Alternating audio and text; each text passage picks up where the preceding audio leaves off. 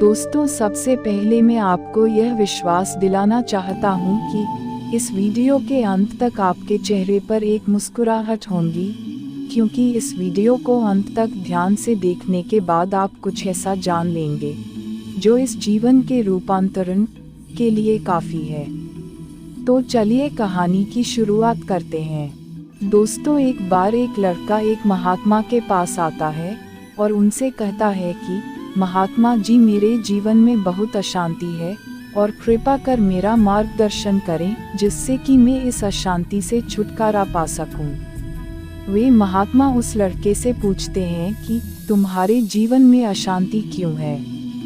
फिर वह लड़का उत्तर देता है, अत्यधिक विचारों के कारण मेरे भीतर बहुत सारे विचार चलते रहते हैं, जिसके कारण मेरा मन अशांत रहता है। फिर वे महात्मा जी मुस्कुराते हैं और उस लड़के से कहते हैं कि ऊपर उस आकाश में देखो, क्या तुम्हें सूर्य दिख रहा है। वह लड़का ऊपर आकाश में देखता है और कहता है कि जी गुरुदेव, दिख रहा है। फिर वे महात्मा जी उस लड़के से पूछते हैं कि अगर तुम लगातार धूप में खड़े रहो तो क्या होगा। वो लड़का कहता है कि गर्मी लगेगी गुरुदेव, और शरीर में बेचैनी पैदा हो जाएगी। फिर वे महात्मा जी उस लड़के से पूछते हैं कि अगर धूप में खड़े रहने से तुम्हें गर्मी लगती है तो इसमें दोष किसका है, सूर्य का, गर्मी का या तुम्हारा। वो लड़का थोड़ी देर तो पहले सोचता है, फिर उसके बाद कहता है, कृपा कर आप ही बताएं गुरुदेव। वे महात्मा जी मुस्कुराते हैं और उस लड़के से कहते हैं कि सूर्य का काम है गर्मी देना और गर्मी का काम है गर्मी लगवाना, इसलिए दोष तुम्हारा है कि तुम धूप में जाकर खड़े हुए हो। तुम चाहो तो तुम छाया में जाकर बैठ सकते हो। ठीक उसी प्रकार हमारे मन का स्वभाव है, विचारों और भावनाओं की खिचड़ी पकाना, और विचारों और भावनाओं का काम है तुम्हें दिशा दिखाना। अब उस दिशा में तुम्हें चलना है या नहीं, यह सिर्फ तुम्हारे हाथ में है। देखो, ध्यान से समझो कि विचार और भावनाएं समस्या नहीं है, बल्कि तुम्हारा उनसे जुड़े रहना समस्या है। सोचो कि तुम धूप में खड़े हो और तुम चाह रहे हो कि तुम्हें गर्मी ना लगे। क्या यह संभव है? अगर तुम्हें गर्मी से बचना है तो तुम्हें अपनी जगह बदलकर धूप से छाया में जाना है। मनुष्य होने के 4 आयाम हैं, और वो है तन, मन, दिल और बुद्धत्व। दोस्तों, बुद्धत्व यानी कि बुद्धि के परे की स्थिति है, उसे बुद्धत्व कहा जाता है।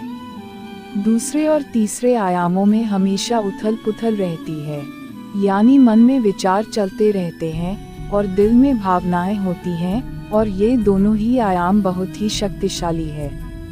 विचार क्षणिक होते हैं और भावनाएं देर तक टिकती हैं। इसे तुम ऐसे समझो जैसे कि कल तुम जिसे खोने से डरते थे, आज वो तुम्हारे पास नहीं है और आज तुम्हें उसकी कमी महसूस नहीं होती है।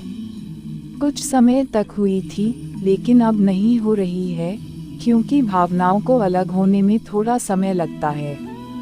विचार तुरंत बदल जाते हैं, जैसे अभी तुम कुछ और सोच रहे थे और थोड़ी देर बाद कुछ और सोचने लग जाओगे।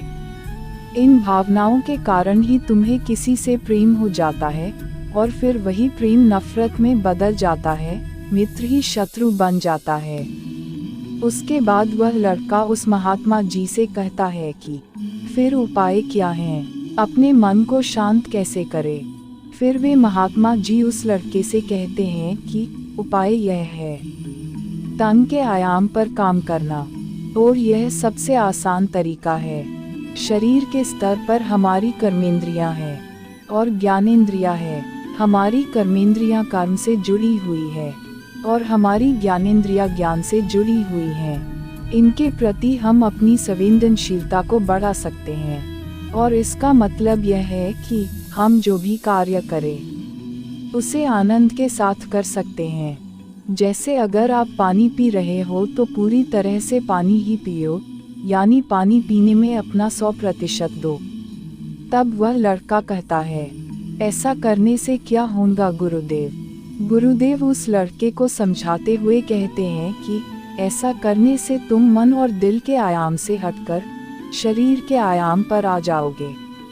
और यह बिल्कुल ऐसा है जैसे कि तुम धूप से हटकर छांव में आ गए। मन और हृदय के आयाम पर अपना काम चल रहा है, लेकिन तुम्हारी जागरूकता तन पर आ गई है। जैसे कि सुबह उठो तो सूरज की किरणों को महसूस करो और हवा को महसूस करो। आंखें बंद करके पक्षियों की आवाजें सुनो।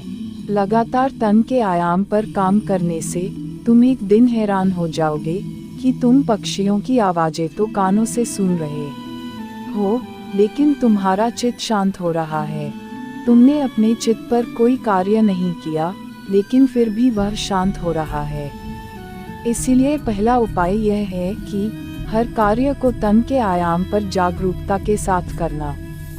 और दूसरा उपाय है अपने भीतर के नाद यानी सुर को सुनो। फिर वह लड़का महात्मा जी से पूछता है कि गुरुदेव अपने भीतर के सुर को कैसे सुने। फिर वे महात्मा जी उससे कहते हैं किसी शांत जगह पर जाओ जहाँ पर कोई शोर न हो, और अपनी आंखें बंद करो और अपने भीतर के सुर को सुनने का प्रयास करो। हैरानी की बात यह है कि वह सुर कभी भी बंद नहीं होता है और वह हमेशा बजता ही रहता है। फिर वह लड़का पूछता है कि तो फिर उस सुर को मैं अभी और इसी वक्त क्यों नहीं सुन सकता हूँ। वे महात्मा कहते हैं कि बाहर के शोर के कारण तुम उसे नहीं सुन पा रहे हो।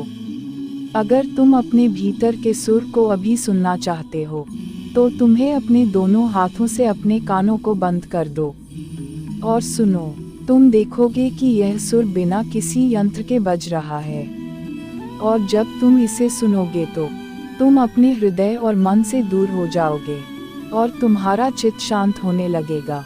एक बात हमेशा याद रखना कि मन सबसे ज्यादा सक्रिय तभी होता है जब इसे तुम्हारे द्वारा ऊर्जा मिलती है।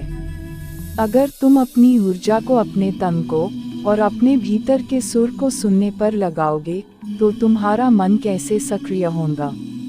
पर समस्या क्या है पता है तुम्हें?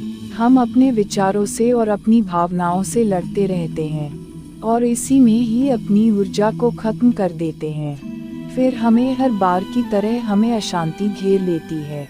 इसीलिए अपने मन को शांत करने के लिए ये दो काम करें। पहला, अपने मन के आयाम से हटकर तन के आयाम पर आ जाए, और दूसरा उपाय है अपने भीतर के सुर को सुने।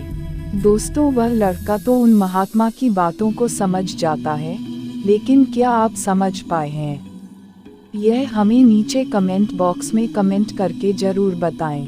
दोस्तों, आज की यह कहानी आपको कैसी लगी और इस कहानी से आपको और क्या क्या सीखने को मिला, यह भी हमें कमेंट करके जरूर बताएं। साथ ही अगर आपको यह कहानी पसंद आई होगी और आपके लिए कारगर साबित हुई होंगी तो इसे अपने दोस्तों के साथ अवश्य शेयर करें।